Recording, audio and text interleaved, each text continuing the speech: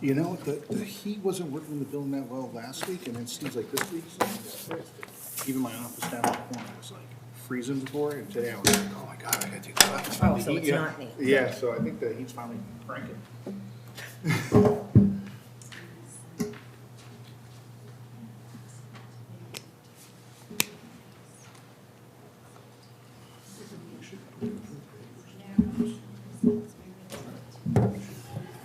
You gonna run? Have you got an application? I got those. I was gonna ask people afterwards to sign them. Give it to me now and I won't forget it. Well, thank you.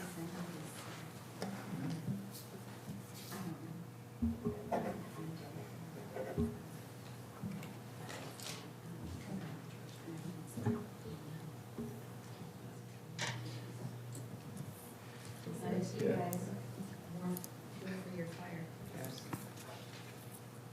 Thank you, sir.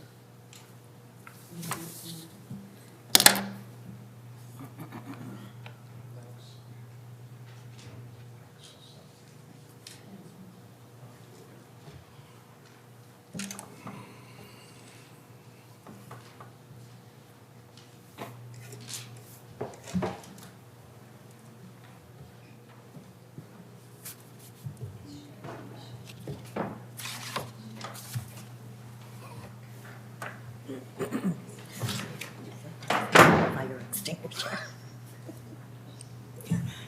It may be. It looks like one.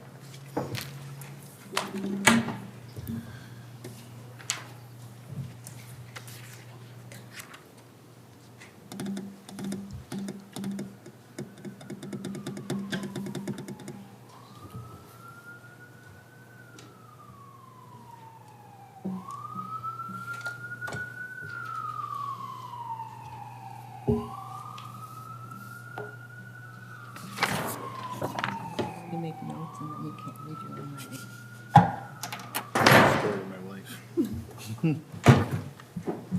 It's how I roll all the time. It's like welcome. Hmm? It's like it's a welcome. What's funny is you can tell, like, when they're only like this, is because I have time to sit down and really write up my notes. That's beautiful. Look at that. Trying to keep up, it literally turns into doctor's writing. Well, I've been accused of that. Mm-hmm. I cannot. Oh, I know it. I know what this is. It's actually a question for Gio. Who's one? Sandy Tripp. She was supposed to be here to talk to us, so I haven't seen her yet, but she usually gets it just in time.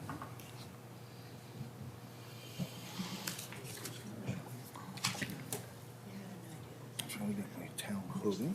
I see that. You saw the one I did in the library, right?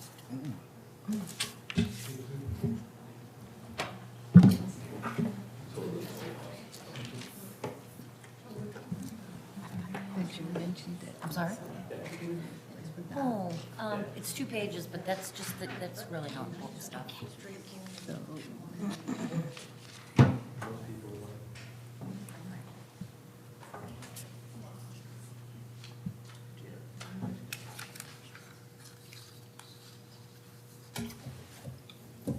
Oh, wow.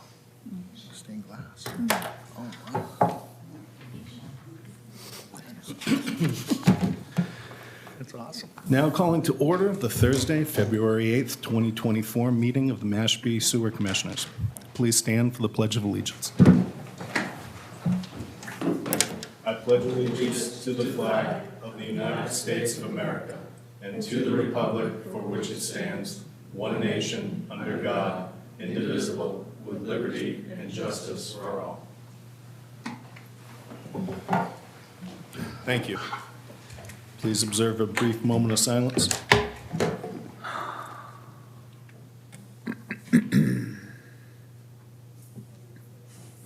Thank you. Before we enter into our agenda, is there any business before this commission that is not on the agenda? Figured I'd ask. We got a bit of a star-studded cast here tonight.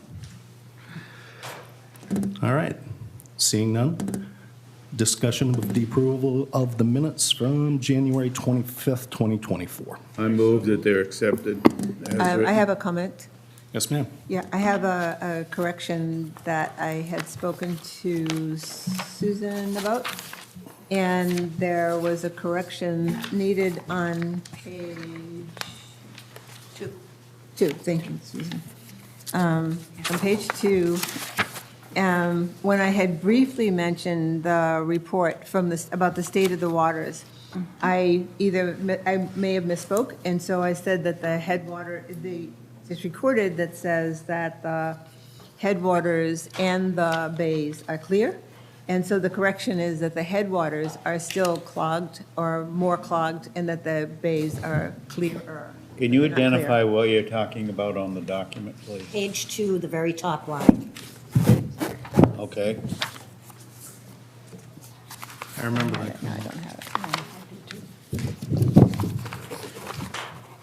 How do you propose that it should read? Correct. Meredith, do you have a suggestion? I did have it, okay. So, yeah, the way, at the top of the page, it says the headwaters of the watersheds and the openings into the bays and the watersheds. And the way it's recorded is that she said that both appear clearer. And the way it needs to be changed is that the headwaters are more clogged, headwaters of the watersheds are more clogged, but the openings into the bay and the watersheds are clearer. But we'll get a clarification of the whole report because we're having a presentation about the report today. Any discussion on the proposed change? No. Very good.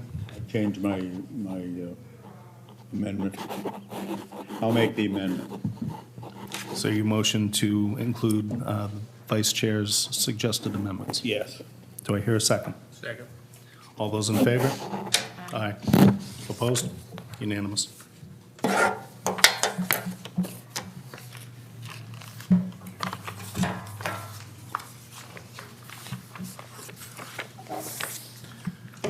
Moving into old business, item 1, update on documentation of new and existing sewer commissioners.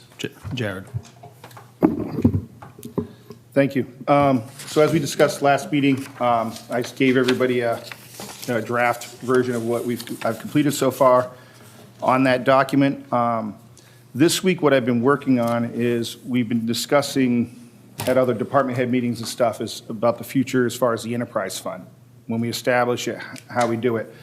And then a lot of discussion went to the roles and responsibilities of sewer commissioners. When we submit articles, who's it coming from, commissioners or select board, and that question's still laid out. So one of the things I'm looking at, and I gave everybody a copy, was Chapter 40N. It would require us putting an article together and going to town meeting, but Chapter 40N lays Jared, out I those. got to pause you for a second. I'm sorry. If we could have quiet in the audience during the meeting? Please continue, sir. Chapter 40N lays out those roles and responsibilities of commissioners. It also, when you're running the enterprise fund, even though it's just a method of accounting within the town, it has provisions there like transferring the debt that comes from the town tax roll then under the enterprise fund, which then gets paid for by the rate users.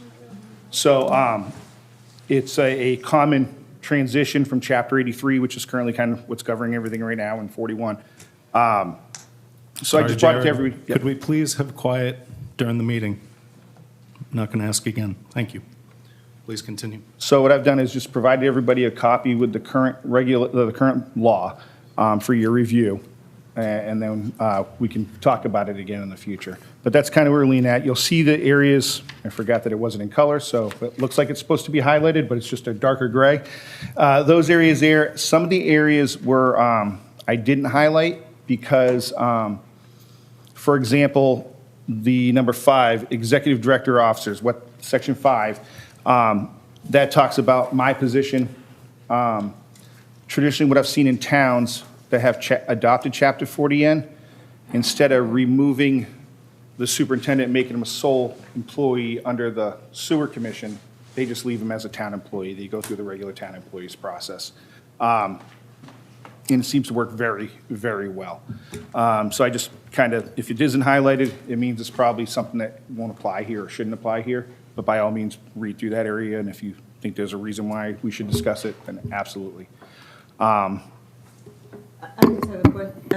just have a question, Jared. Won't we be able to discuss this further in the agenda when you present the warrants for the enterprise fund? So this is more for the handbook. I'm not prepared to put that warrant forward yet. I think it's, I will touch upon it, though. You're absolutely correct. I will touch upon it, because if we want to do it this year, we kind of have to act now, and I can do a placeholder. I'll get back to that. Very good. Discussion from our commissioners. Yeah, we can move the microphones around. I just have one comment. We actually had decided to have a subcommittee to work on the roles and responsibilities of the commissioners and of new and existing ones, and I had sent out an outline that Jared has been working from and that we've been working on, and my two other committee members have decided they didn't want to be part of the committee anymore. So I just wanted to say that we no longer have a committee, it's just Jared primarily and me who are doing it. Well, your efforts are much appreciated. Other discussion? Rolling into item 2, update on sewer collection design status and how that positions us for May 6th town meeting request for funding with GHD. That seems like a more loaded intro than you were prepared for. Can you repeat that? Update on sewer collection design status and how that positions us for the May 6th town meeting request for funding. So update on the Phase 2? Okay. It was on the design that you had mentioned in the last meeting, and it was kind of to get an idea of when the design, where the design was and how that might, because we're going to be moving very quickly to May, Right. and how that will help to position us for the town meeting, May 6th. Okay. Is this on? Yes. Okay. We have our contract. We're under contract. We're going to be kicking off with the town next week. That doesn't stop us from starting. So we're all in. We are off and running, getting surveyors out soon. We won't have anybody on the streets of Mashpee until we meet with the town, though, next week. So this Phase 2 design is off and running. The Phase 1 alternate, that should hit the streets at the end of February. So we hope that you would be signed up with that contract in early April, very early April. And we are currently looking at our cost estimate for Phase 2, making sure it's the right number. Verifying it for you now that we've got, we're that much further along with more bids in hand to check against. Very good. Is that, Any questions on that? No, I think that really helps to clarify what you had brought up from the last meeting, just to give us a sort of a running continuity of, the design was voted on by the town and you've been working on it, and it's just to get an updated status of where are we with it, how close are we, and will we have something to present to the residents in May when they have to vote on additional funding? Because if they're going to be voting for construction funds, they'll say, well, where's the design funds? What happened with that? So it's just a matter of clarification. and Okay. I appreciate that you Okay. did clarify it very much. I do have a question. What can the people in the Phase 1 alternate expect to be seeing between February and April? they won't see anything in the roads. That's the February and April. So February, in March, it'll be out on the street. Contractors will be preparing their bids, and we'll open bids near the end of February with contract award shortly after. Good. Thank you much. Any discussion? All right, moving on. Item 3, update on clarification of streets for sewer collection on the website. Back to Jared. Thank you. So there's been an ongoing communication between myself and environmental partners trying to get these diagrams laid out so people can quickly reference the road. Something always seems to get lost in translation, and when I think we've accomplished one thing but this needs to be corrected, and we get the correction, the other thing falls off. And it's kind of been going back and forth. So what I've set up is next week, mid-next week, I'm actually going to be trained on how to just get on the GIS and be able to produce these ourselves. And the intent will be then that at least weekly, I can get on there and upload a new layer if I need to the GIS with a link to the webpage to simplify so we can be more accurate, up to date, as opposed to every 6 months or whatever, putting up new maps. I'd like to be able to, what I envision is, like when Phase 2 comes out, we'll have an outlined area of the whole Phase 2 properties that will be on it. And then as they connect, we can color them, fill in the outline and say, okay, you're red, you're gravity. If you're green, you're low pressure. And then people have an understanding. And then ultimately what I'd like to go to is then have the tie-in cards also linked. So when you click on there and you get your property card, you can also pull in your tie-in card. Excellent. So these are things that we're going to try to layer in so there can be as much information at people's fingertips as possible. So instead of going back and forth, I'm going to get my training next week and hopefully start my path to being a GIS expert. So. How many days of training do you Which have? I've learned is a master's degree in a lot of places I did not know. How many days of training do you have? With this current system, 0 right now. No, I mean, how much are you going to get? Oh, this one, I'm going to start with a half day, I told them, because all I want to do is how to just paint lines right now, and then we're going to build upon that. Okay. You know, I can't take too much time off just for the training. I so. can help. Okay, perfect. Her background. This was one of the big items that Catherine had been working on when she was starting with the website design, and we kept trying to figure out how to get the GIS layers in, so she could be a great resource for you. Perfect. Yeah.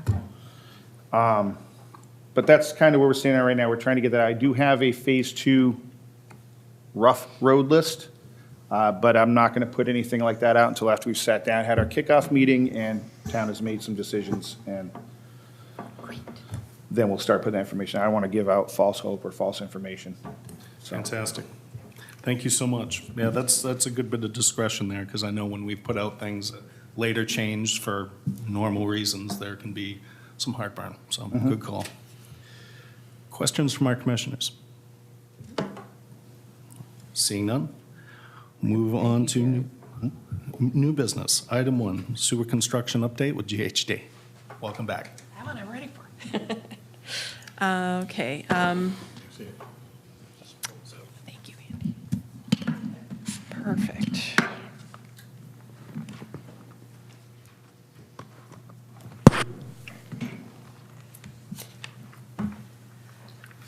Okay, so what do I need to, anything I need to do to get this, plug it in better? There we go.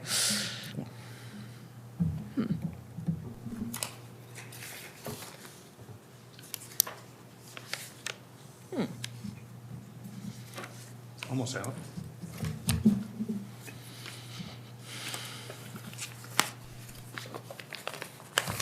Perfect.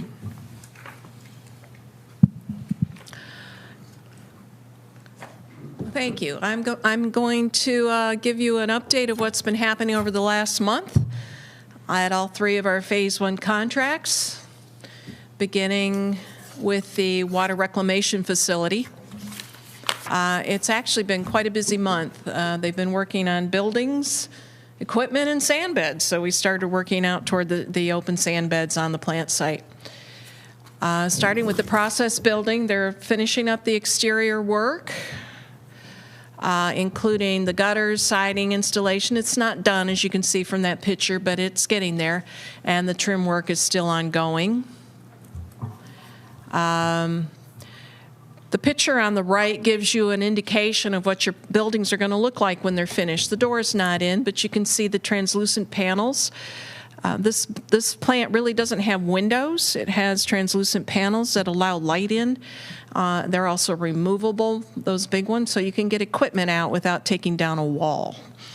So you get the sustainable feature of having lighted. Often the operators don't even need to turn on the lights when they go in there to work. Inside, down in the basement, excuse me, come on. A lot of work has been done. You'll see the MLSS room down in the basement on the left. I like this picture because it shows what these workers do. They've got their drawings up on the wall so that they know that they're building it correctly as they go. On the right side is a picture of the mechanical room, and you can see that the walls are getting painted. You got your plumbing going in, your floor drains up off the ceiling. You can see the ceilings painted. It looks a lot more finished and polished than it did a month or two ago. They're actually building equipment pads down on the floor so that your equipment will be up off the floor, housekeeping pads, if you will. Electrical room is on your left, so you're seeing some panels, some work starting to get done. And there's a hallway on the right showing the plumbing going up overhead, copper piping running to the various rooms.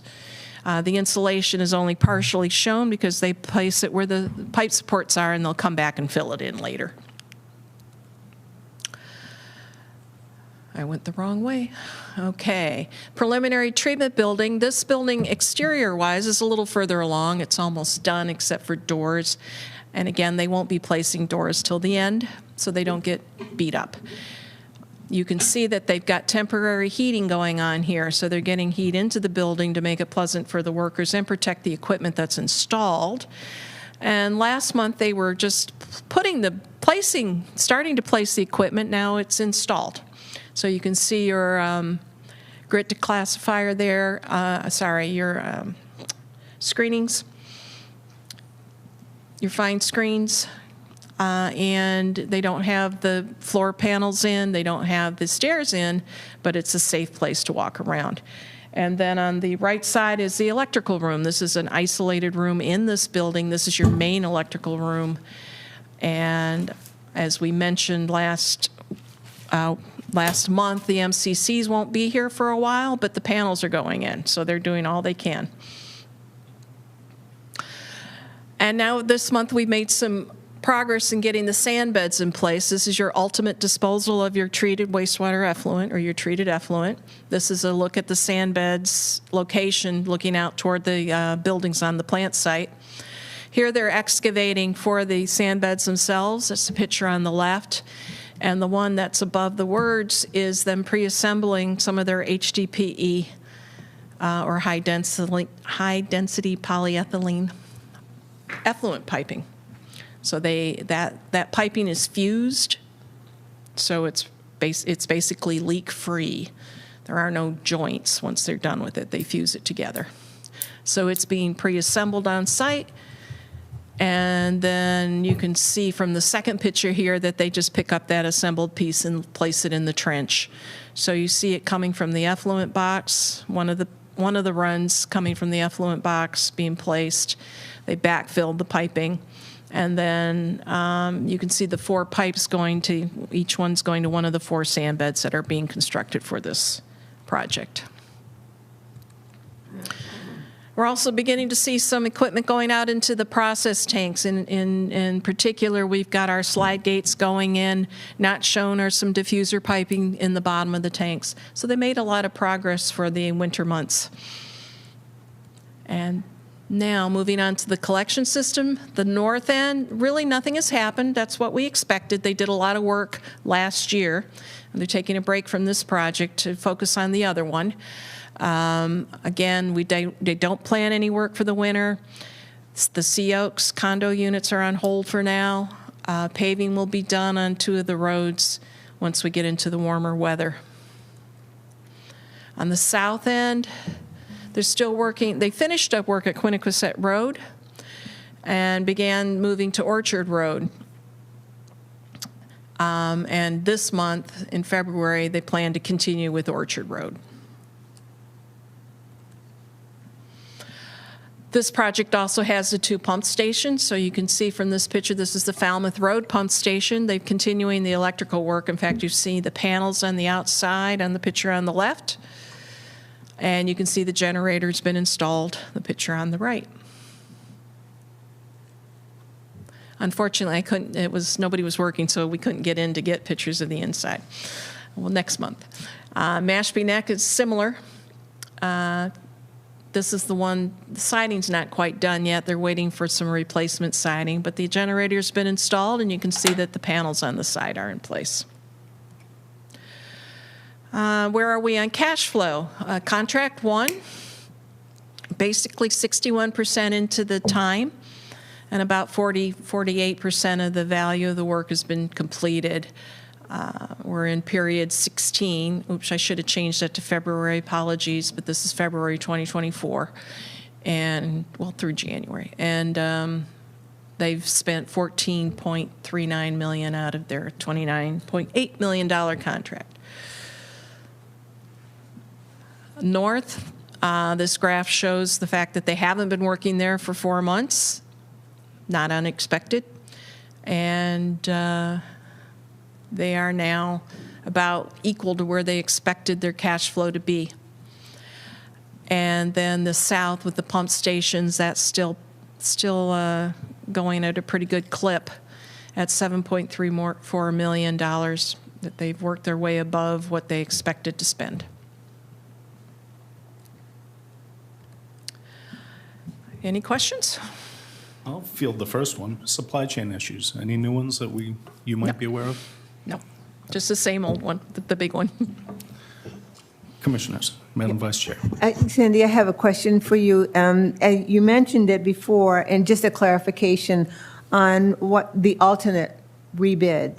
Can you just clarify what that is again? Yes. We are picking up the collection systems that were designed as part of the Phase 1 project that were not awarded due to the money that you had in hand. This includes the Brewster Road area, including a pump station. So there'll be a new pump station on the traffic island as you go into the Brewster Road, the roads within Brewster Road. There's some services being picked up on Meeting House Road. Those are low pressure. And then there's, I think, 5 small roads that are getting picked up. I could name some of them, but I wouldn't be able to name them all. No, as you're mentioning it now, I remember the plan of the alternates that had to originally come out of the budget and then put back in the budget when new money was found. So you're starting the work on those now? Yep. Okay. And this is construction, not design? Construction. Okay, great. Thank you. It's in Clarify. design right now. It is in design Yeah, right now? we've been designing it through the summer. Okay, thank you. Further questions from our commissioners? Hearing none, I see one in the public. Please come to the mic, sir, and identify yourself for the record.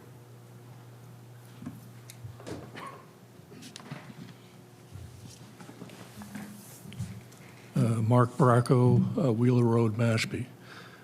Does the pumping station have a redundant system such that if a pump gets clogged with sanitary wipes, they can shut it down and valve over to a second pump? Yes. Yeah, there are 2 submersible pumps in the wet well. They are removed by slide gates if one of them fails for any reason. They do go back and forth. It's lead lag. The station is designed to operate with 1 pump at a time. Okay, So yes. Thank you. Other questions? Seeing none, thank you much. Appreciate it. Thank you. Next order of new business, discussion of APCC State of the Waters Report and potential impact on Mashpee Sewer Plant. The chair recognizes Andrew Gottlieb. Afternoon. Give me a second.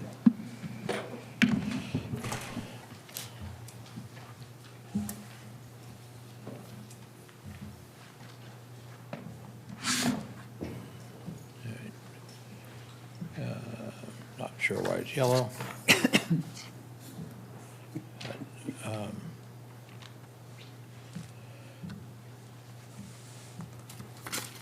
There we go. So I was asked by Commissioner Harris to come in and give you a summary of our annual State of the Waters report as it relates to broadly Cape Cod and then specifically Mashpee waters. So APCC does this report annually. This is our 5th annual report. We evaluate using publicly available data, the quality of estuaries, freshwater ponds, drinking water supplies across Cape Cod. As you can see here, on the embayment side, the results are effectively the same as they were last year. which is that 90% of the 53 embayments on Cape Cod exhibit poor water quality during some or all portions of the year, and in some or all stations within those estuarine resources. Every south-facing estuary in Cape Cod, all but one facing Buzzards Bay, exhibit poor water quality.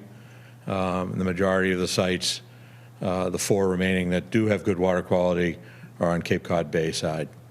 By way of context, when we did this report for the first time 5 years ago, 68% of the embayments failed to meet standards. We now have sort of plateaued and settled at 90. How long ago? 5. On the freshwater side, 37% of the ponds that are monitored, which is a relatively small subset of all ponds. There are 890 ponds on the Cape. About 150 or so have sufficient water quality data to be evaluated. And of those, 37%, which is roughly where we've been the last several years, exhibit poor water quality. A significant percentage of those reflect cyanobacteria blooms sufficient to warrant a closure or restriction of use issued by the Department of Health in the respective towns. With the ponds, though, what we've seen is that you have some regular frequent flyers that are often or always poor, and then a bunch that are marginal, that on a given year, for a variety of circumstances, not all of which anybody fully understands, they will tip over.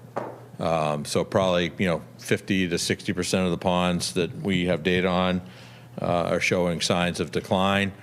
That doesn't mean that each one of those 50 or 60% each year actually exhibits that decline in a way that would fail the test. News is better on public water supplies. There are 21 public water supply systems on Cape Cod. 19 of the 21 provided excellent water supply to their customers. 2, and those are the stars without circles, Sandwich Water District and Buzzards Bay Water District, had good water quality. They had minor reporting issues that raised some issues, but not any delivery of poor water quality to their residents. The primary reason around that, the difference between the water supplies and the surface water features, is, in our estimation, that back in the 70s and 80s, it was a relatively well understood public policy that existing and future sources of water supply needed to be protected, and towns did a reasonably good job in identifying future well sites, implementing zoning controls to prevent the siting of the more hazardous land uses around water supplies, and they managed for quality and achieved them. That was not necessarily the case with the surface waters, which is why we see the declines that we see. Joe? Which were the 2 that you said are challenged at this point? They weren't really challenged. It's Buzzards Bay Water District and Sandwich Water District. So Mashpee in particular, the colors aren't great here, but what you see there is this one station down near the mouth is the only one exhibiting good water quality in Wacoit Bay. When we talked that things have been static, and I'll just show you Papaneset too, there is no water quality station in Papaneset Bay that exhibited good water quality on this data set. When we said that the estuaries had sort of settled in at 90% failing, what we have seen is that water quality has continued to get worse in a number of embayments, Papaneset and Wacoit chief among them, where stations that in prior years had shown some good water quality, those closest to the mouth of these bays, have now, based on the 2022 data, this report is reflective of, no longer exhibited good water quality. So within the bay, even though the entire bay, both Papaneset and Wacoit, have been failing this test from the time that we started doing these reports, and for many years, if not decades prior. overall water quality has continued to decline within the systems because it's gotten worse within the bay. So 5, 6 years ago, you might have gone partway up Papaneset, partway up Wacoit, and seen water quality at these Sentinel stations reflecting moderate to better water quality. You no longer see that. In general, here's Mashpee. For this report, the only major water body in the town that did not fail our standard was Johns Pond. Mashpee Wakeby failed, Ashumet failed, Santuit failed, all because of cyanobacteria blooms in those summers that resulted in closures. That particular year, the summer of '22, Johns Pond did not. So that's kind of a thumbnail of the overall water quality picture in town. The picture in town in Mashpee is not radically different than in most towns on the Cape, and the factors that are driving the decline in water quality are pretty much the same in Mashpee as they are everywhere else. Inadequately treated wastewater, septic system loadings, being, in the marine environment, according to the Massachusetts Estuaries Project, 80 to 85% of the septic nitrogen load comes from septic systems. The other contributing factors are stormwater and fertilizer runoff, whether it's from residential properties or commercial properties. The fertilizer runoff, certainly a big issue in the freshwater ponds, given the phosphorus loads that can come with those and that contributing factor around cyanobacteria. So in very short order, that's a summary of what the report shows. For people that are interested in it, you can find the report at capecodwaters.org, and what it allows you to do if you're interested, you can see the upper level view that we provided with the coloration of the individual water bodies themselves, but you can also zoom all the way into the individual stations and get to the underlying data that was used to do the calculations. For the estuaries, these are 5-year running averages. For the ponds, it's a 3-year average. And all the data that is utilized in this report, particularly for the town of Mashpee, is all your data. This report takes publicly available data and compiles it and analyzes it, presents it in a way that's visually easy for people to access and understand what it all is, but this is your information. The estuary data came from the work that is done for the town by UMass Dartmouth, the underpinnings of the estuaries, MEP reports, as well as the annual sampling that's done in collaboration with Ashley Fisher's department. The lake data is a combination of the monitoring that's done by UMass Dartmouth through the PALS program for lake sampling, in addition to data that's developed either by the town or by APCC under contract to the town on the cyanobacteria blooms. So, and with that, I'm happy to stop and answer any questions you might have. Thank you, Andy. Appreciate it. Questions from our commissioners? Madam Vice Chair. Yes, I have a question. Sure. Mr. Gottlieb, this is pretty sad. This is my first impression. My question for you, though, is there, and the sampling has been going on for 5 years all over the Cape, have there been any towns that have been able to show improvements in their water quality? And if so, how have they done it? The most we've seen thus far is some modest improvement in a few stations. Particularly, two that come to mind are two upper Barnstable Harbor stations that in the northwest portion of Barnstable, but we haven't seen a lot of improvement yet, which makes some sense if you think about it, in that most of the interventions, as yours is, are relatively early stage. So, when this report started 5 years ago, the only municipal infrastructure were limited in Falmouth, limited in Hyannis, Central Core sewer area, limited in Chatham, and more broadly sewered in the town of Provincetown. Subsequent to that, you've seen projects initiated, under construction, and completed at some degree. More in Falmouth. You've seen additional work in Barnstable. You've seen connection from Harwich to the Chatham system. Chatham has done expansion. Provincetown has done expansion.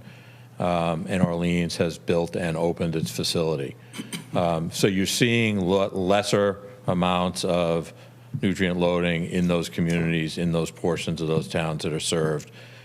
The nitrogen that is in the groundwater already from the septic systems that those sewer programs have taken out have not yet worked their way through the systems yet.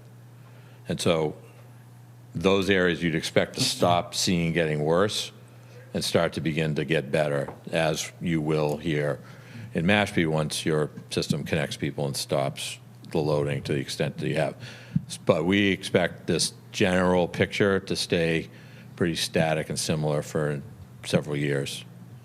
Now, before my question, Joe, go ahead. Are there any specific areas, and I'm suggesting Chatham because I know the area, that have shown any improvement? Because Chatham is not unlike Mashpee. There are hollow areas where there has been septic settling for years, and now we're basically got those areas plumbed. Chatham has seen changes in the outer portions of Pleasant Bay, more directly associated with the changes in tidal exchange from the changes in the openings. Very dynamic system in Chatham, with the north opening kind of overtaking the southern opening. Pleasant Bay as the dominant source, and so that's changed circulation and flushing. And so some of those outer reaches have gotten better. Chatham focused their sewering largely in the area, their initial rounds, in the upper headwaters of some of the subsystems within Pleasant Bay, and those have yet to see noticeable or meaningful improvement. But they've only been active for 2 to 3 years? They probably are a little ahead. They're probably, they began significant sewer expansion about 5 years ago. So, they should start to see some soon. But again, because the other dominant factor, the interaction with Atlantic Ocean water, is very changeable.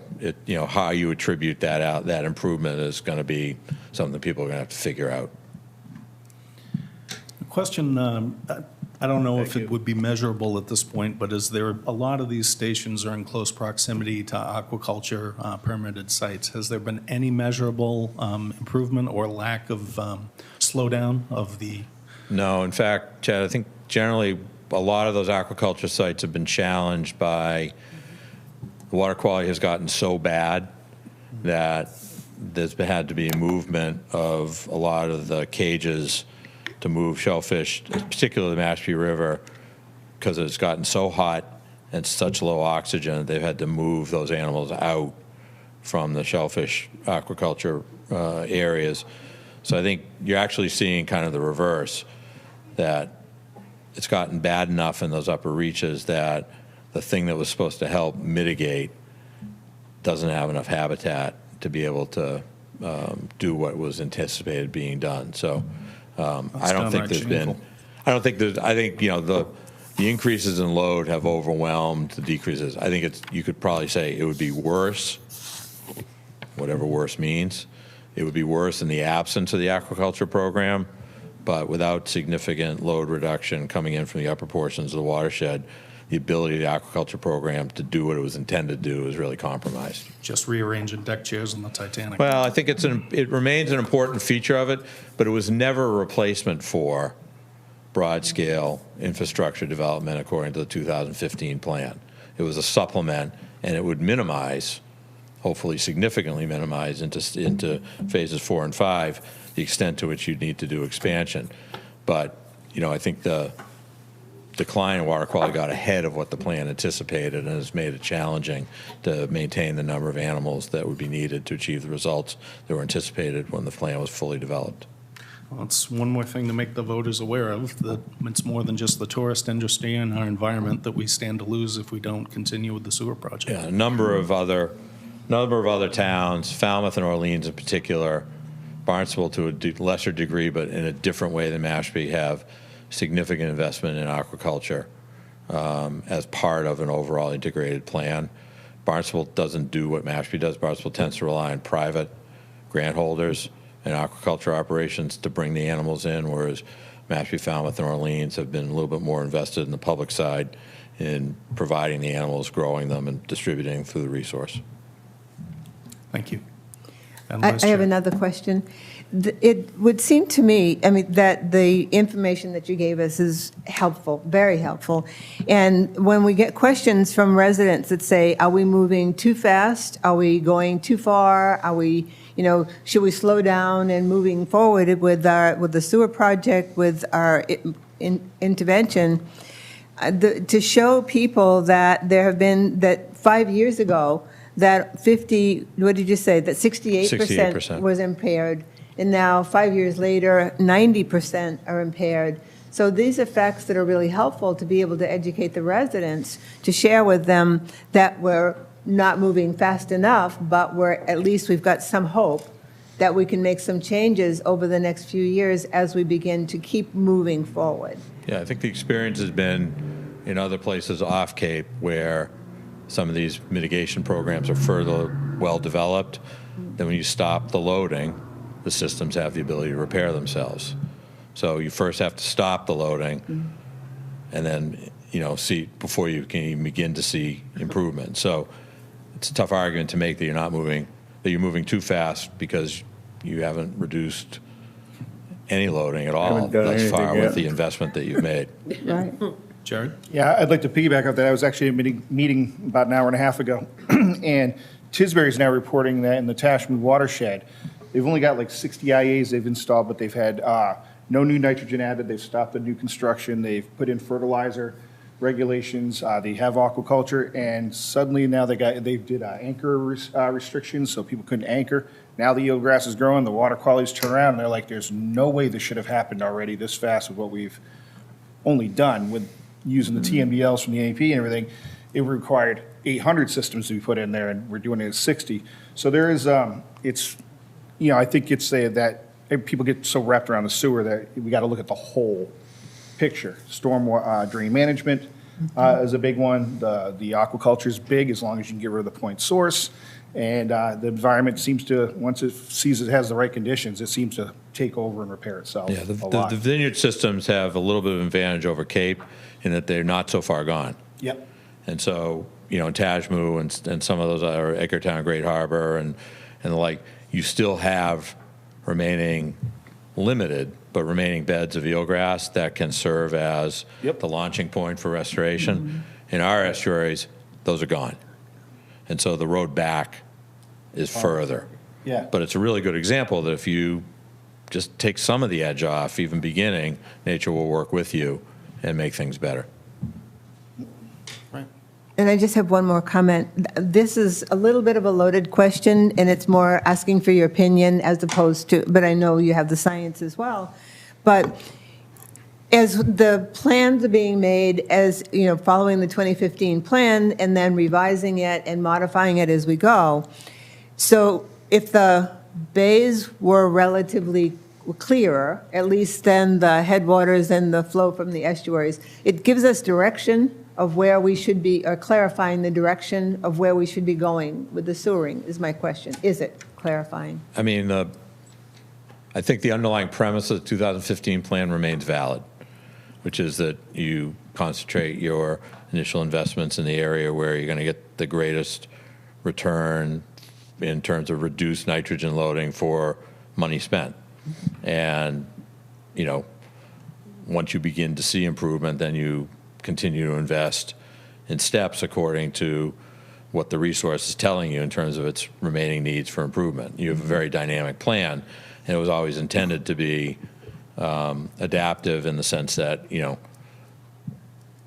implement, evaluate, make the next choice. Things are changing. There's additional development, more load, septic regs have changed. That's going to work as a counter to that increase. Temperatures are higher. Climate response has changed over time. And so, there are factors that make things a little bit worse. There are some factors that make things a little bit better. I think one of the observations of a lot of these systems is much with a lot of natural systems we're seeing, especially in the climate response, is this sort of negative feedback loops. One thing happens that makes everything a little bit worse, and it fosters things getting a little bit worse. So more nitrogen in the water, warmer temperatures, more algae grows, kills off the eelgrass. That settles on the bottom, makes the eelgrass harder to restore, doesn't give it a base to grow in. That cloudy water is more receptive to holding heat. That heat then continues to, and the cycle repeats and repeats and repeats. The thing that breaks the cycle, as best anybody can tell, is to stop the introduction of the accelerant, which is the food, which is the nitrogen from the waste. You're not going to change temperature profiles. It's beyond the ability of the town of Mashpee. You're not going to be able to change precipitation changes beyond the scope of the town of Mashpee. One thing you do control is how much of the food you allow into the system. So if you can begin to starve that system, you can break that cycle. And hopefully, as things begin to improve, those feedback loops become, instead of negative feedback loops, positive feedback loops, the one that feeds on the other and on the next, and you get improvement. Questions from our commissioners? All right. Any from the audience? Seeing none, thank you very much, Mr. Oh, we do have one. Susan Dangle, 762 Cotuit Road. Mr. Gottlieb, could you comment on the fact that I believe this is the 2022 data? Yes. So if I recall correctly, Mashpee Wakeby was closed for 26 days last summer, 2023. And Ashima Pond was closed for nearly 3 months, right? Due to cyanobacteria. And also is facing a PFAS onslaught from the Joint Base Cape Cod. So as sewer commissioners, I don't think that any one of those red ponds has any sewer plan going near it in the near future. You are correct. And it is at the top of the watershed. And the headwaters of the rivers that feed the bays come from those ponds.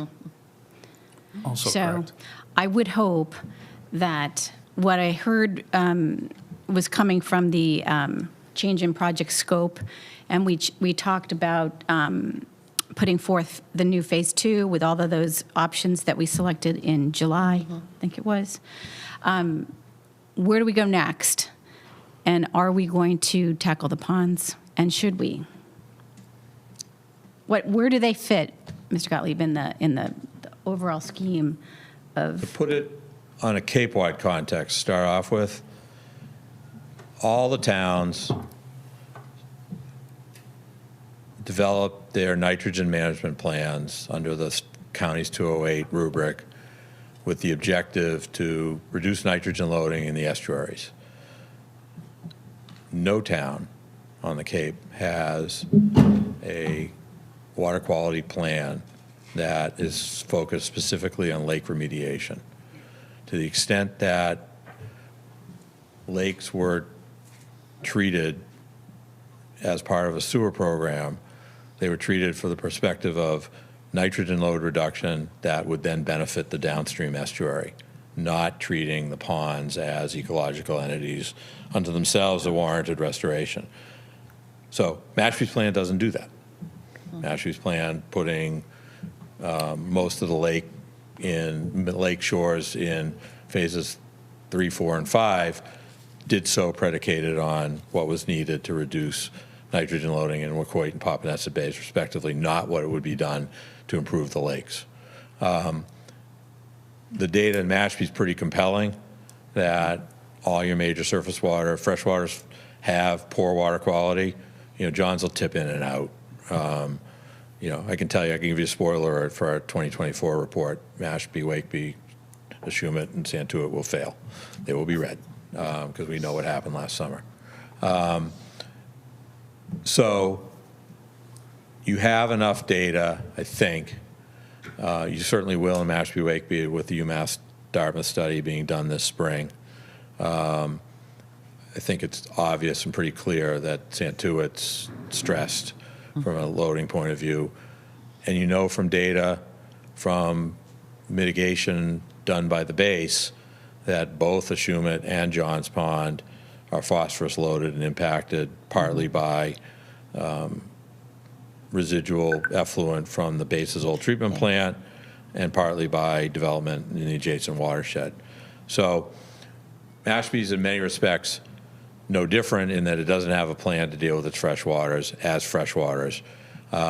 You're ahead of the game in that you have a pretty good sense that nutrient load reduction is going to be necessary in those ponds. What you lack to the degree of certainty that you have in the estuaries is you know you need to reduce the load. How much you reduce the load in order to have an expectation of getting back to standards is a little bit unclear. But directionally, you know enough to say that we need to begin mitigation of those ponds and not be making an investment that you would ultimately regret. Reductions in load in the ponds also serves the dual benefit for the estuaries because, you know, unlike loads that come from the center of town that travel through the groundwater and can have long time delays before they reach the estuaries, the loadings that come into the pond from nearshore development stay in the pond and travel down the Mashpee or Santuit or Quashnet rivers have travel times of a day before they hit the estuaries. So there's a real short-term, near-term load benefit for the estuaries by taking load out from the ponds, far greater than it would be in some respects around the center of the town where the primary route of travel is going to be either directly through groundwater, in which case it can be years, depending on where you are, how far up you are, or from groundwater to one of the rivers partway down and then into the ponds. So, long answer. I'm not sure I answered your question, Sue, but. That was helpful. Thank you. Excellent. Thank you. Please approach the bench and identify yourself. Approach the bench. I solemnly swear. Do I need to speak into this? Give my name? It'd be helpful, yes. Okay, Wendy Williams, 35-year resident of Mashpee, award-winning environmental journalist and award-winning investigative journalist, and also very concerned about the town. I'm here, by the way, just to let you know, because I'm running for selectman.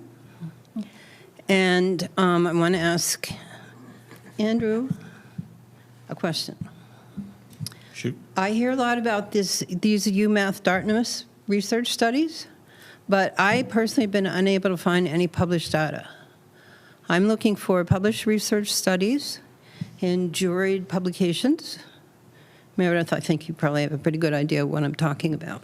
And I haven't been able to find any of those. I'm sorry to say that the man who led this research for a long time is no longer with us.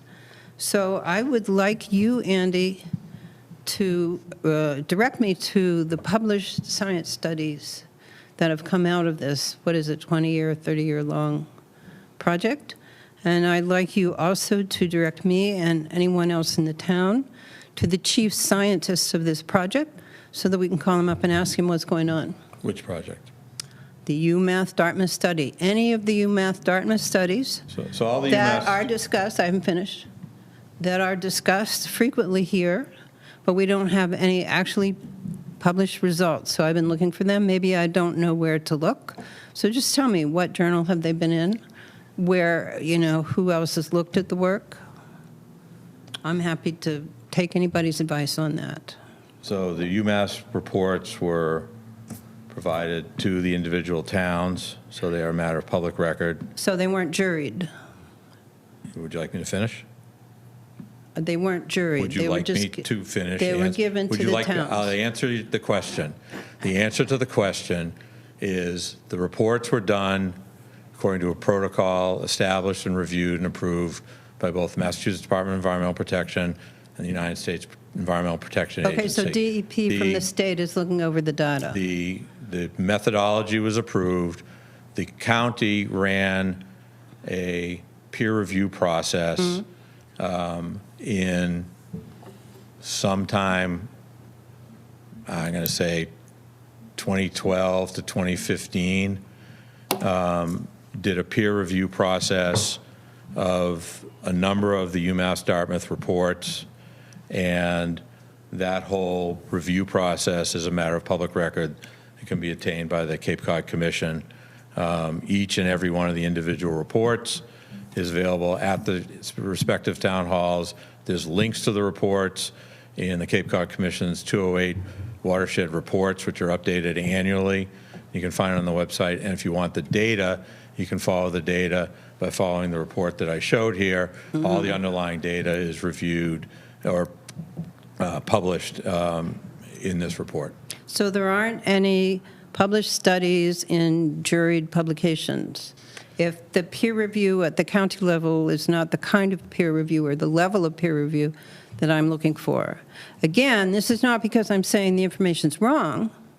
I think the information may well be quite correct, but the information should be published in peer-reviewed journals where other scientists can comment on it, and I've looked for that and I haven't found it. Well, I'm not saying, again, that it's illegitimate. I'm just saying the avenues that I'm used to pursuing to find out how legitimate a piece of science is, I haven't been able to follow. Meredith, maybe you have an answer. I'd like to respond to that. When Catherine and I were doing a review of the website and trying to be sure that we had enough information for residents to look, you can look at the Sewer Commission website, because we did compile many of those articles, and they also have, many of those are jury reviewed.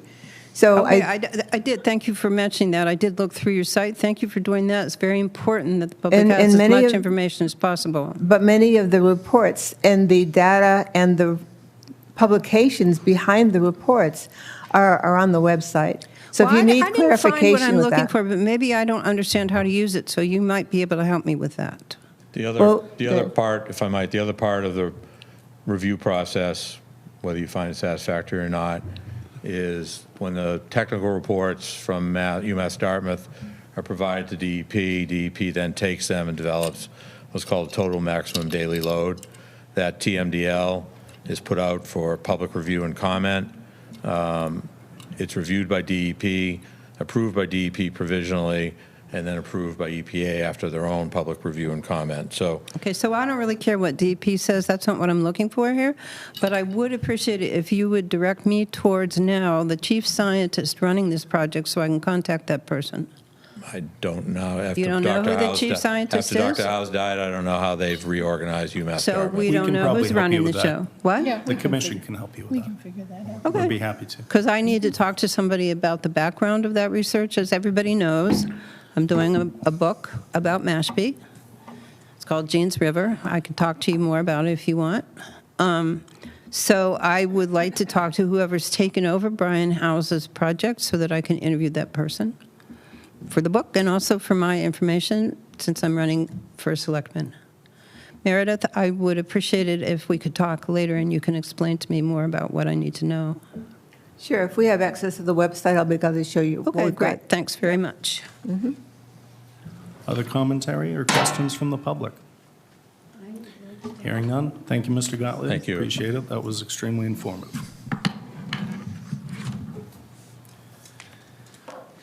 New business, item 3, warrant article for Maytown meeting. Back to Jared.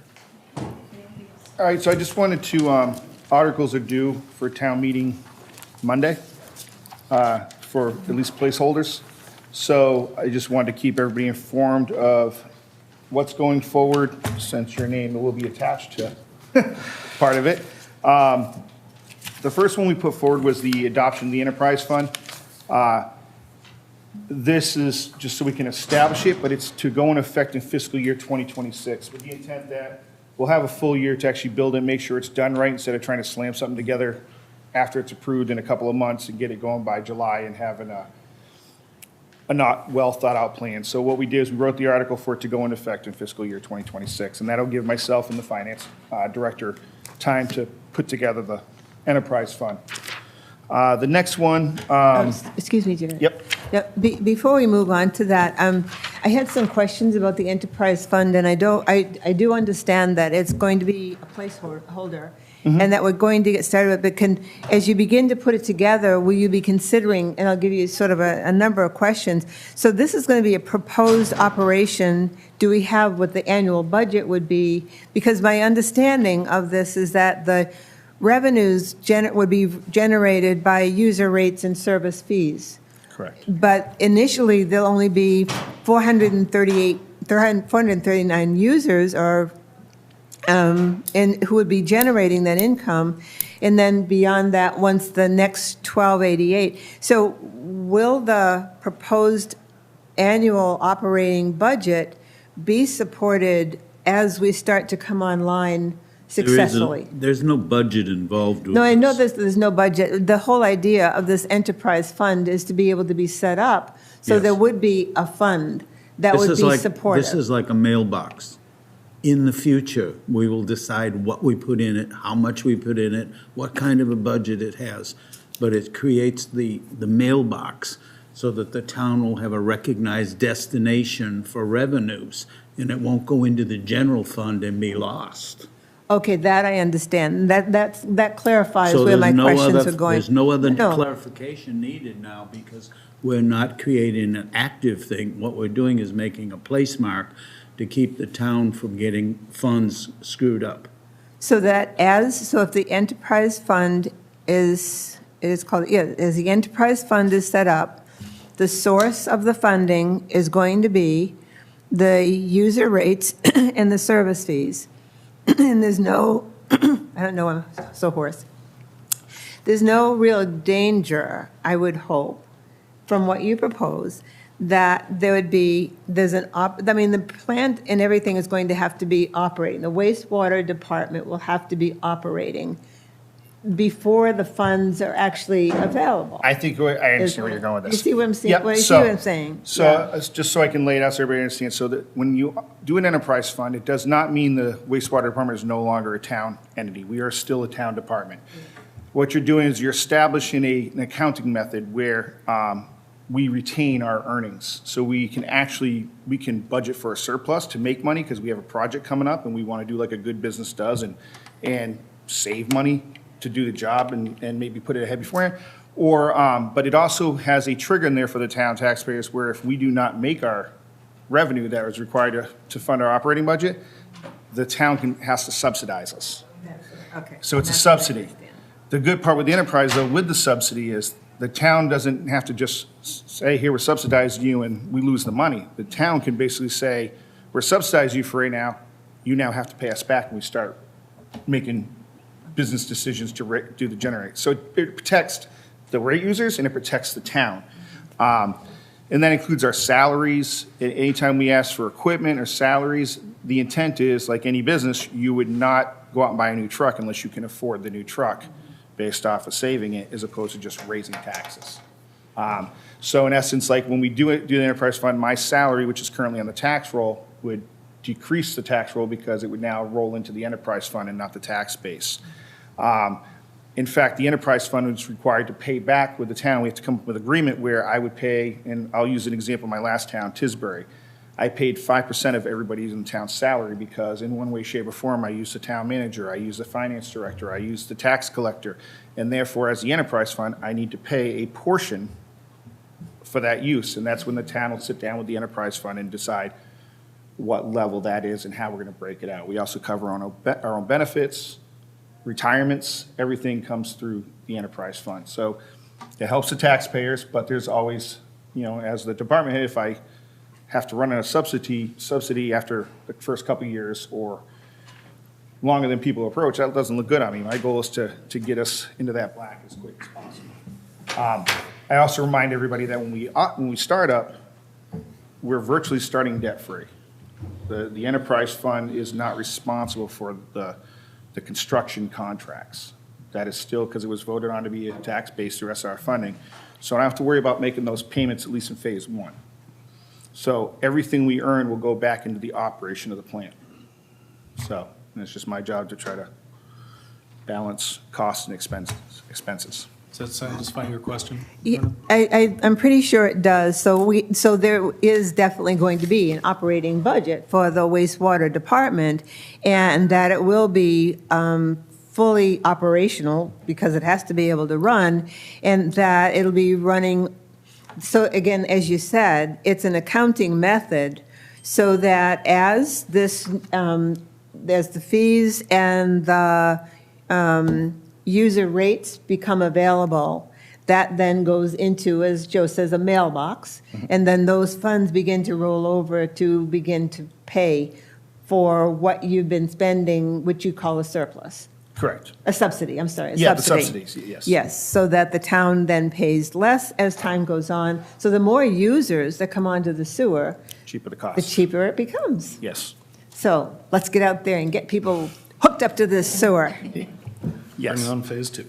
Thank you, Jared. And then the last one I think I put forward right here is the spending article. I already noticed one spelling correction at the top, so nobody needs to point it out. I already fixed it on my original copy. But this article is for the 88 million. It's a placeholder for phase 2. As was already explained to us, they're looking at refining that cost, but I have to get something in place so that, we don't lose it. So you're aware of that. And then the other one, I have another article here, and that is for a position. That was something that the town manager told me to put together. It's the assistant, he wants it to be assistant superintendent position. They're going to be helping us with the billing portion of this, and that's going to be their heavy focus is on that financial operation side of the house, especially with everything that's going forward, new contracts going to be coming in and out. We want to make sure we track this money very well. So when people have questions, we're not all sitting there going, shoot, what was that again? We want to have somebody that's going to be able to really focus on this and be able to answer people's questions, and not really have to worry about all the other stuff that I'm also worried about, so. Madam Vice Chair. And again, I have a question about the third one that you mentioned. Oh, yeah. Because, yes, you're asking for an assistant superintendent. This is a huge project, and I'm wondering why we're not asking for more money for full-time administrative support for the assistant superintendent and the superintendent. So the intent is to go that way, but as we all have heard, there's been delays in the construction. A lot of the operational plan will be done through contract ops. I've had initial conversations just trying to find out really what that can entail and where we can go. It could go anywhere from, we just write a big check every year and they handle ordering materials, supplies, and staffing, or it could be as little as we just pay for the staff, but they come to me to order any materials and supplies. I kind of like that because that allows me to take control of spending and how it's being done. So that's what I'm leaning towards, but we will have contract operations. My intent is, which we'll be talking about again soon with the grinder pumps. Actually, is that next on the list? Would you mind if I kind of roll into the grinder pumps? I like efficiency. My only question is, do you need to have a vote by us to support the 3 warrants that you presented? I mean, the sewer commission name is on it. It would be nice to have a vote to say you support the placeholder. And then if there's any major changes, discussions as is, then obviously I can bring it back if it's something major. But yes, we do need a vote for that to go forward, because like I said, your name's on that. Right, and I think I think Yes. it does show support. Yes. And a congruence of both the water department of the town and the sewer commission, which is essentially not attached to the town, it's a commission. It's more convoluted than that. But I think that there should be a vote to Yes. at least provide support for that So- before you move forward. This motion should be in support of the warrant items as written, as presented by, I have an exception to that. Okay. let's hear it. We need to form, a enterprise fund. No reservation on that at all. And Meredith, I would hope that you would help him design it. Okay? That's something that we can do. Well, first of all, we are a commission, we're not part of the town. No, I know that. Okay? And we are supposed to provide assistance to the town. Now, the enterprise fund is quite straightforward and simple in that we're not going to do it until we need it, okay? We're not going to hire people, which brings up equation 3, which I am definitely against. We're not creating another department in this town. We have no authority to do so. We shouldn't even recommend to do so. It's none of our business. If the manager of this town, business manager, wants to do this, he can do it. It's in his purvey. But as far as the original concept here, and Andy can support this if he wanted to, we have talked and worked with the water district. And the water district has a computer, and they also have all of the names and addresses and streets. And they are going to be the basis for the billing. So this is an accounting issue. It's not a management or supervisory issue for us or the enterprise fund. This is a separate issue that has to be dealt with by the accountants in town, not us. But before Jared says something, in September 2021, the wastewater department was just created. And at that time, I was wondering what it was because we never really discussed it. But the creation of the wastewater department. That was so we could hire At that Jared. time, it consisted of the town manager and the wastewater superintendent / engineer. You recommended it, and we agreed. We didn't recommend it. No, it was, but in going through documents for the commission, it was created in September 2021. So I guess I don't understand. It was that- created by the town, By the town manager. yes. Yeah. Jared, you had something to add? I'm sorry, go ahead. Yes, so the position, actually, I was actually looking for an administrative person, and the town manager recommended we go for this other position. The question comes in about the billing. You'd mentioned the billing. So the intent was, yes, the water department had a computer system with everybody's information in there. They're probably not going to be able to do our billing for us. We've had extensive conversations. We've even met with the town manager, finance department. Due to the type of billing system they have, it doesn't allow them to separately break it out. And it also doesn't, we have a lot of town, not a lot, but a few places that are on well still, condo thing, they're not going to read those. So in essence, we're going to end up doing it ourselves. We're going to end up doing our own billing.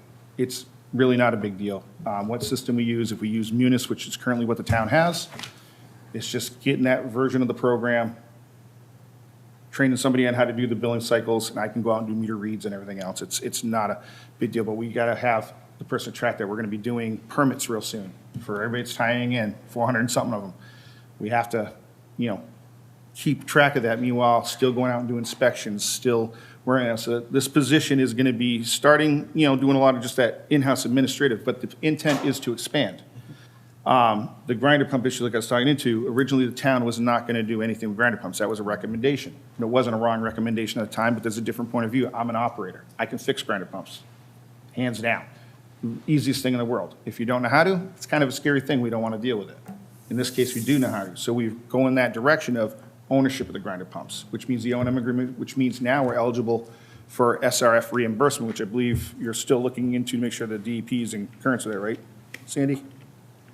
For the FRF funding. So it could be a reimbursement for us, or it should be a reimbursement for us. So with that, we're going to need people to handle the collection system. So after the system's built, at some point, we'd like to hire staff to manage the collection system, which also allows us to maybe train them to become wastewater operators, which means then we get rid of contract ops, which is a lot cheaper to keep the operations in-house. But that also allows us to build up the revenue, get everything in place, and then, like any good business, when you've built up the revenue and you can afford it, you start bringing in that additional staff.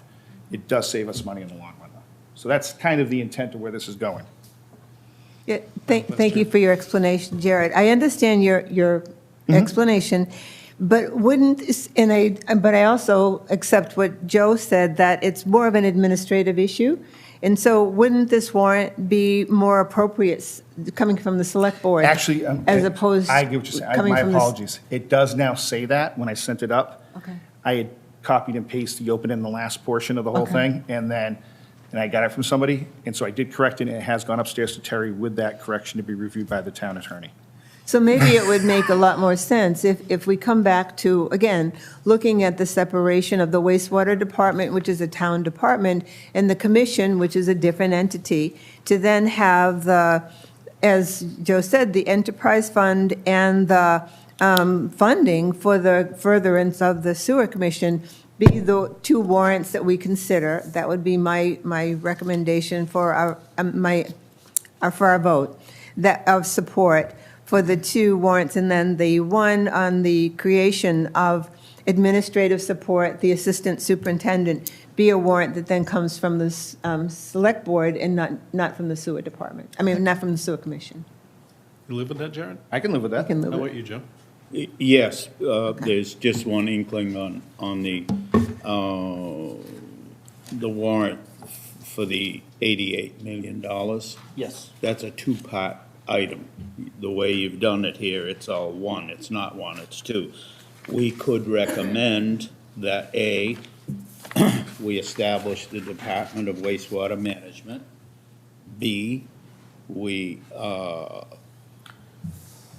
recommend the town vote to appropriate the sum of $88 million. And 3, we recommend that that becomes the ballot question for the $88 million, that it is used as a, I just lost the words, 2.5, Andy? Oh, Prop 2.5, the It's override. Proposition 2.5 is what that ballot question for debt exclusion is, 2.5. So those are 3 things I think that make sense for the sewer future, and we should support them.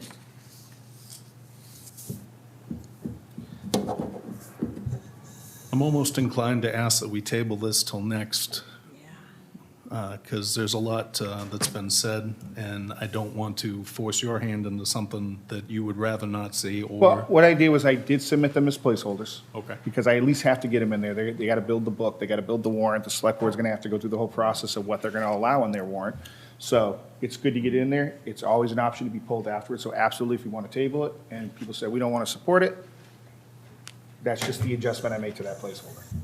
how do we feel about keeping the ball rolling and revising it later?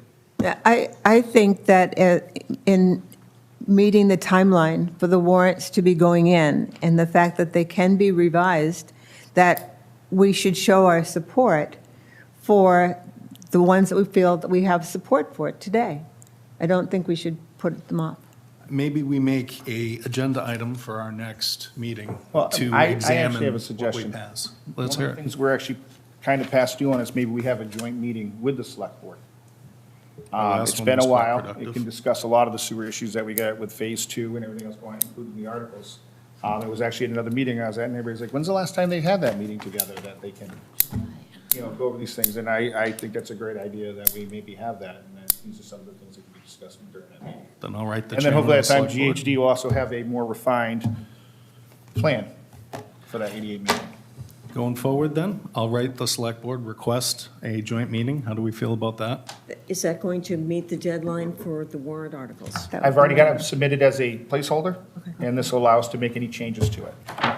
So we can vote our support now, or should we table this, do we feel, until the, Why don't we Discussion vote with for select general board. support as a working copy to continue discussion and amendment and pending the meeting, the joint meeting with the select board and with the sewer commission together? I would also like to keep this rolling. How do we feel about that? I agree. I agree. Joe? What was the last thing you said? We're going to keep this rolling. We're going to vote our support of this where it doesn't bind our hands in revision later, and then we will have a joint meeting with the select board to discuss that amongst other, Fine? or request one anyway. All right, so this wordy motion, I bring it right back to the beginning. Can we vote to support, as discussed, the town meeting warrants by Jared, and then we'll take a second vote, which will discuss what we called out from the other two. Does that work? I think we have to be careful Yeah, of the Roberts Rules of Order and be very clear in what we're actually voting to support. So let's hear the motion. let me just try. Yeah, absolutely. I would suggest that we vote in support of the warrant articles, the preview of the warrant articles for the 2024 town meeting about the continuation of the construction of the sewer and the establishment of the enterprise fund. Were you able to get that, Susan? Any discussion? No, but I'll get it. Okay. I don't know. You don't like that? Makes sense. Vote in support of preview presented by. The warrants that are being, the draft of the Draft. warrants, that's Okay. what supporting I the like draft. that. We're better. supporting Which the, warrant? There's 3 warrants here. the two You gotta particular, be specific. the one about the In your enterprise, action now, you have to be specific. Right. okay, Or it then makes no sense. Draft warrant articles. the draft warrant of article, which doesn't have a number to it. It doesn't have a but number, draft- that's what's difficult. Just use the title. Okay, yeah, I move that we vote in Enterprise. support for the establishment of the Department of Wastewater Management Enterprise Fund, and to vote for the town, again, a draft of the warrant in support of the funding for the wastewater management plan. $88 million wastewater plan being definitive. Now, what about the ballot question? That's a critical issue. It should be the 2 and it should, in the article, it should go for the 2.5. Two Which and a is half its debt own exclusion? separate That's a ballot. article. yeah. How's that? Are we talking about a 2.5, Prop 2.5 debt exclusion? Yes. Yes. That's a town meeting item.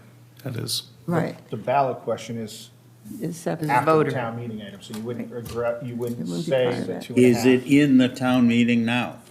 If you look right here, line just above the end of it, you'll see that it discusses the proposition 2.5 debt exclusion.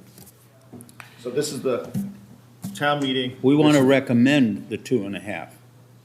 So that's a tax. You're going to ask for Yes. the 2.5. That's a tax. That is the select board's Purview. purview. So that's why it's a So dual we want to, addressed. I think we want to say to them, yes, that's the correct thing, and support it, like the enterprise fund, okay? And that's what that joint meeting will be about.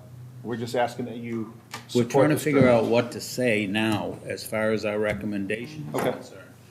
And I do think the 2.5 should, the 88 million should not only be endorsed, but it's mark up as a ballot exclusion for 2.5. Andy, I'm stuck for words. How should I be saying this? The sewer commission wants the back becoming a 2.5 exclusion. Just when you thought you were off the commission. huh? Yeah, I thought it was off. It's like the mob. The warrant article would be contingent upon passage of a 2.5 debt exclusion. The decision to put a debt exclusion on the ballot is exclusively that of the select board. So it's premature. Your language, as I understand it, would trigger the contingent approval. And then it's up to the select board to schedule that election as part of the annual town meeting, town warrant for the vote in We've been May. asked to endorse these things before. Should we endorse it or not as a sewer? I think it's a tacit endorsement by submitting an article that's contingent upon that thing passing. But I think, okay. you've got time to do it later. Yeah. And nothing here ties That's what we're anyone's saying. hands down the road. Just a placeholder, so that way Yeah. they can continue on their process, but it can always be pulled or adjusted or amended as we continue on. This is about advancing a conversation so we can get ready and get this in when it needs to be.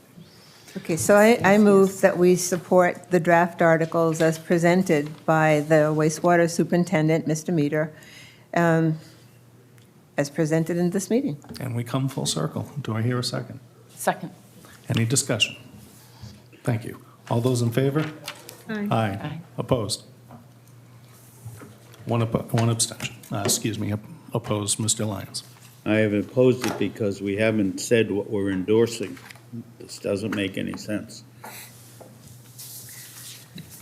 Motion passes. Doing the grinder pumps? Funding sources. Funding sources, I think, is the next on there that you already posed. Yes, sir. Please, thank you, Jared. So funding sources, one of the things that's come up, and this is going to be more for like putting on the webpage and more information is, there was a person I received a call from, actually wasn't even from the town, but they were discussing about the Aqua Fund and how they had this hard time trying to get their money, and there was, confusion. I said, well, I haven't used it yet, and let me look into this. So I started digging into it. It seems like any other lending source, it can be a little, you have to provide certain paperwork, and as long as you have that paperwork, it can be easy or it can be hard. It also depends on timeframes, how long you get. So, but it did get me looking through that. Right now, it's listed as the only funding source that we have out there for people. So I decided to do some research. And there's other options. Some of them are easier for us to get, some are not, depending on location. But you have the USDA Single-Family Housing Repair Loan and Grants. That is another source that can be used if you're on a low income or a really low income. Or if you're a senior citizen on a fixed rate whose house value doesn't exceed 500 something, I think 541,000. I have it all laid out. But you can apply and actually get a grant. So there's other loan options. Additionally, I looked into, the town already does have the SRF Community Septic Management Program Betterment Loan for home ownership. We have that, but apparently we've only very rarely used it except for in emergency situations. It can also be used to assist with people tying into sewer connections. It doesn't just have to be for septic systems. So how soon can we get those two items on the website? So we can get them on there as soon as possible. That's The fairly SRF one, I think requires a little bit more discussion because it was part of it's technically under the Board of Health's purview. Zach has never used it since he's been here, so we didn't even know we had it. I learned this from the finance director, but it's also the select board's responsibility. But if it's something we'd like to be able to pursue, I think, again, that's at that joint meeting, another topic of discussion, if the select board does support using this money that, for allowing people time with sewer connections. But I think there should be a caveat. It shouldn't be the first thing that everybody goes to, because you only get a $200,000 limit, right? So I think it should be helping with shortfalls, but mainly you apply to the Cape Cod Aqua Fund first. You apply to the USDA first if you can. Depending on how much money you get or if you don't get, is then when we try to go into the SRF funding, because we got to stretch that one out as much as we can. But it's basically all it is when you use the SRF money, it's basically you're getting a personal betterment you've decided to go into, and they pay through taxes. You do as fast or as slow as you can do it. And so basically a low interest loan. When we, entertaining discussion from the commission is when we do present that online to the public, we should present it, I feel, in exactly the format Jess said, the hierarchy of who you should apply to first, so we can preserve those funds for people who are SOL on the rest of the items. Knowing what the limitations on income and et cetera are. Yes, and I do have all those printouts to put on there for like USDA, and with your approval, I will immediately start trying to get the USDA information up on the webpage. It's called the 504 plan, I believe it's called. I've been in contact with the Wareham's office, and it is, yes, the 504 home repair program. It's a 1% for 20 years, and if you're over the age of 62, you can get up to $10,000 in grant. All right, I think that's casual enough. We don't need a vote on it. Is there any discussion? And we also got the state tax refund illustrated in this area. That's It is already up. illustrated? It's on the Thank you. website right now. Okay. So I'm just trying to create more options that are available to people and get them out there as quickly as possible. Fantastic. Now, the next one. Grinders. Grinders. So grinders, we're actually getting ready to send out the grinder bids to purchase the grinder pumps. And then came in the question about the low pressure. If we own them, then we get eligible for SRF fund refunds. So I did notice, though, that we do have a policy that says we don't own them. So I guess what I'm looking for is a vote to repeal this policy so that we can have ownership of these grinder pumps, which will then have us which will make us now eligible for the SRF reimbursements. And a lot of that does, the advantage there is you personally are technically proficient at repairing these pumps. Really proficient. They're actually really easy to do, and they do the training for, like, if we hire new people and we want to have professional training, it's all done for free. The companies come out and they do it and provide that type of training. So this isn't a skill set where if you get hit by lightning, the town now loses its No, advantage? not at all. It's actually extremely easy. Just for those who may not know, the town has agreed to pay for these pumps.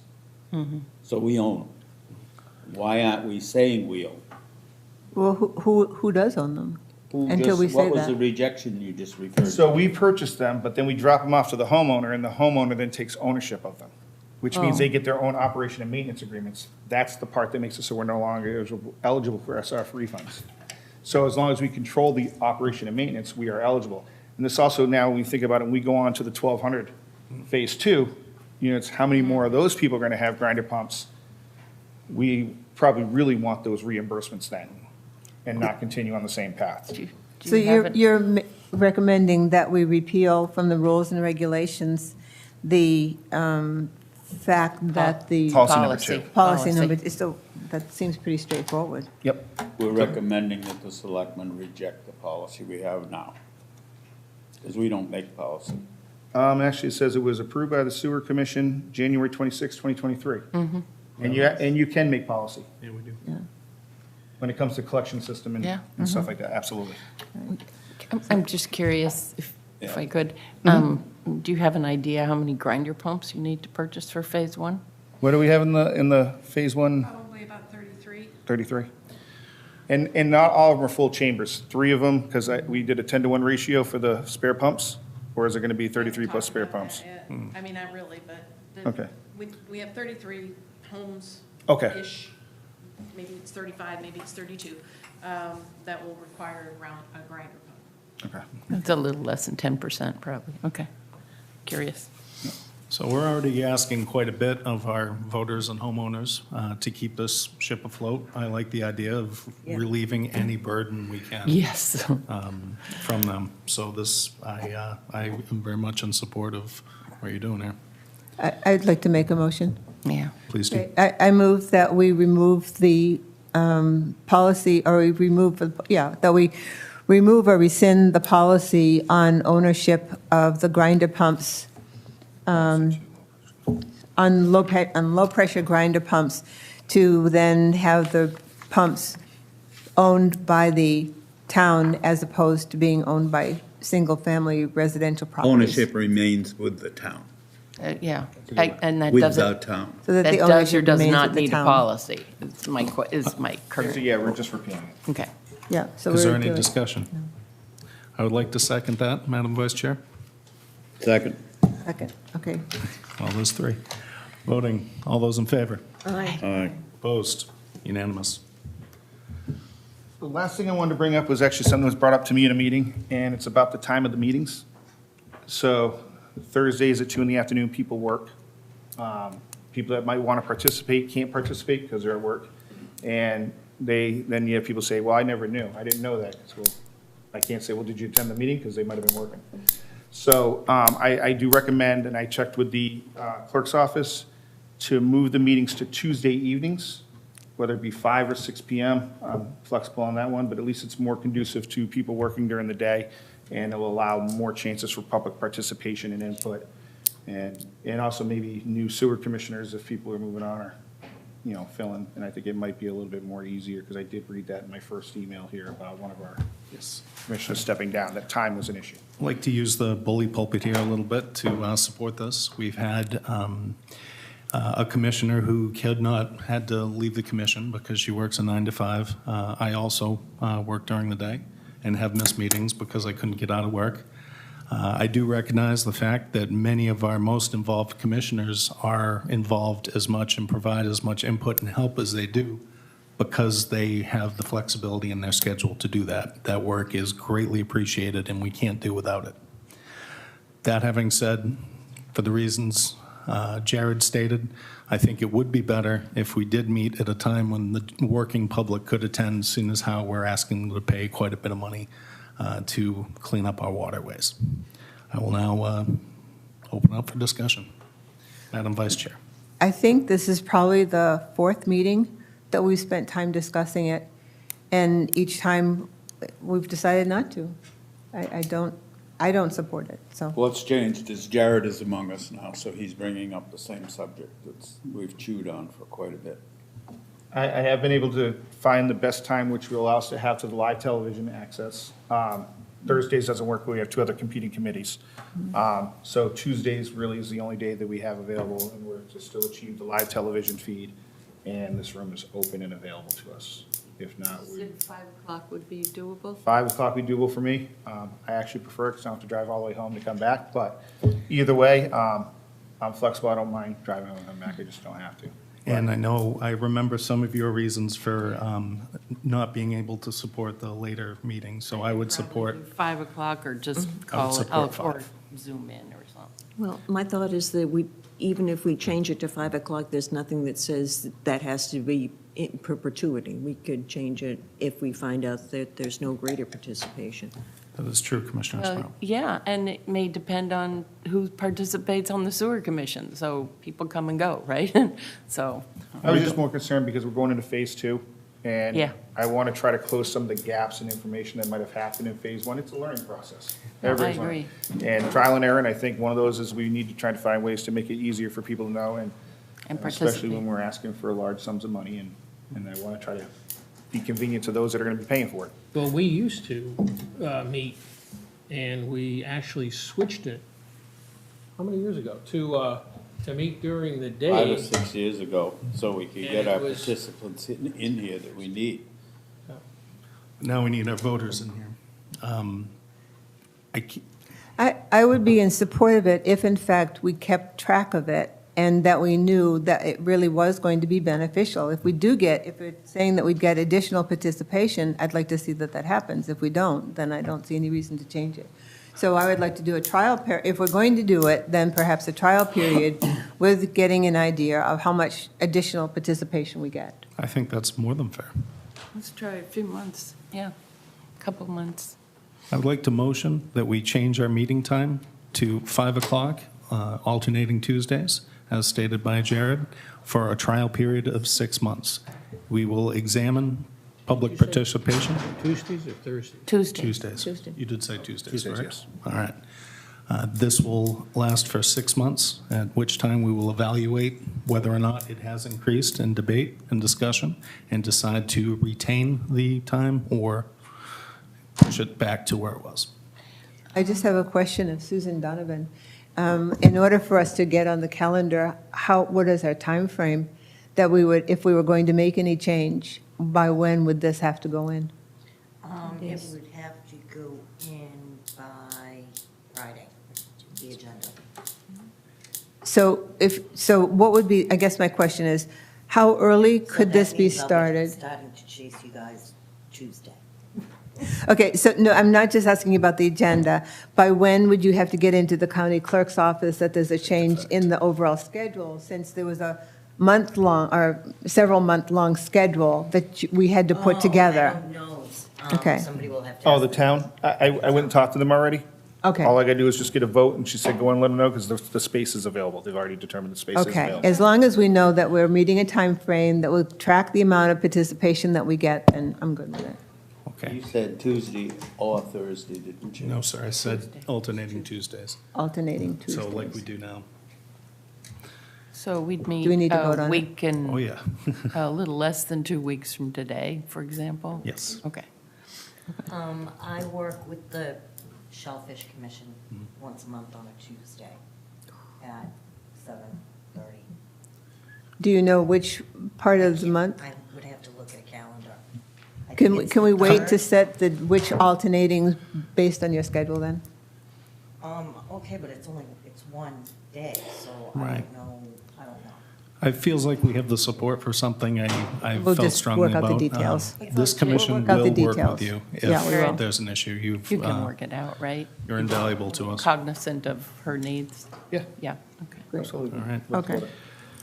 So my motion's on the floor that we, for a trial period of 6 months, change the meeting time till Tuesdays at 5 PM every other week.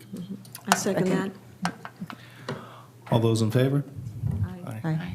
Opposed? You're still my friend anyway, Joe. Hmm? You're still my friend anyway, Joe. What? Thank you very much. Jared, you've succeeded where I have failed. All right, moving on to item 7, website revision review. I'm just grateful that we're moving forward with the maps. That's super helpful and probably the biggest concern of mine right now. But let's revisit this in a week or two and see where we're at. And I'll start looking at the documentation again. Yeah. Okay. The documentation, the streets, and also the policy on the We have to- grinder pumps. We have to remove that. Okay. Questions, comments from our commissioners or the public? All right, seeing none, I'd like to thank Mashpee TV. I'd like to thank Mr. Gottlieb, and I see a hand from, come on up. The chair recognizes Madam Selectwoman Colombo. Thank you. So you don't need my address? Okay. We'll find it. I hadn't planned to speak today. I want to say that I'm a trained researcher. I have 15 years of experience working with other trained researchers across a large university in all kinds of disciplines. Andrew Gottlieb has already left. I wanted to thank him for his presentation. And I just wanted to clarify what I think is a really dangerous misconception. I support Andrew's assertion and Dr. Harris's assertion that there's a plethora of peer-reviewed research with regard to nitrogen and water quality. That's undeniable. It's there. It's been there for many, many years. Yeah. It's a misconception to suggest that something that's peer-reviewed at the DEP and the EPA isn't peer-reviewed. Indeed, it is. To suggest that that has to be found in a peer-reviewed journal, high-quality journals are looking for new knowledge, new information. What we're looking at is applied science. So that wouldn't appear in a peer-reviewed journal. It's applied science. It's important science. It's peer-reviewed science. It's a benefit to the community. It's a benefit to the entire Cape. We're looking at real science. So I didn't want the public to be misled by a misconception because we're not publishing what's happening in Mashpee right now in peer-reviewed journals. It makes that data any less valid, any less important, and any less important. It's peer-reviewed. It's solid data. And anything to suggest otherwise just puts out a misconception that people shouldn't have. Thank you. Thank you, Madam Selectwoman. All right, I think I was in the middle of my thank yous. Thank you to Mashpee TV. Thank you to Andy Gottlieb. Thank you for public attendance. And my fellow commissioners, thank you for getting outside your comfort zone with that last vote. I appreciate it. Now entertain a motion to adjourn. So moved. Second. All those in favor? Aye. Opposed? Very good. Good job, everybody. Would you like to take Oh, that? thank you. Appreciate it. Actually, if you need it, I have a whole box. No, sorry. I'll take it. Oh.